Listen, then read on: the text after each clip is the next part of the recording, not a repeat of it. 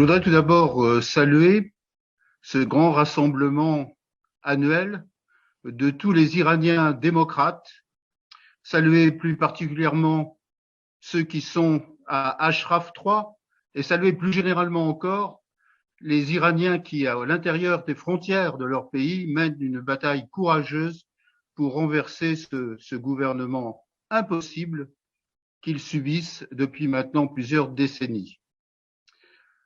Saluer, bien entendu, ceux qui animent ce mouvement de résistance, la présidente Madame Rajavi et toute l'équipe qui se rassemble derrière elle. Nous sommes à un moment difficile. Les négociations qui avaient continué à propos du nucléaire, afin d'éviter une nucléarisation militaire de l'Iran, sont dans l'impasse. En dépit des efforts consentis par de nombreux interlocuteurs, et aujourd'hui, on peut avoir un regard probablement assez pessimiste sur les quelques semaines qui vont se passer. En même temps, ce qui est caractéristique, c'est l'échec de la politique interne du gouvernement des mollahs, les conséquences dramatiques pour la population, et il faut que ce gouvernement iranien se souvienne que désormais la compétence générale est fréquente dans les instances juridiques du monde entier, donc qui ont condamné à la fois en Belgique et en Suède récemment deux pseudo-diplomates qui se croyaient protégés par l'immunité et qui en réalité étaient tout simplement des poseurs de bombes.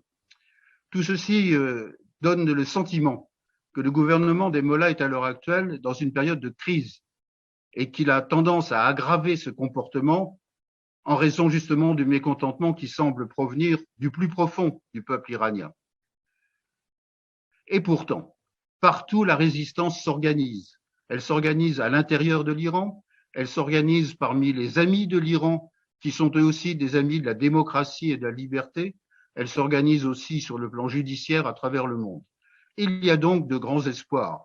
Espérons toutefois que ces espoirs ne seront pas longtemps trompés et que bientôt reviendra un système de justice pour les Iraniens d'abord et pour l'équilibre politique de cette région du monde particulièrement trouvée.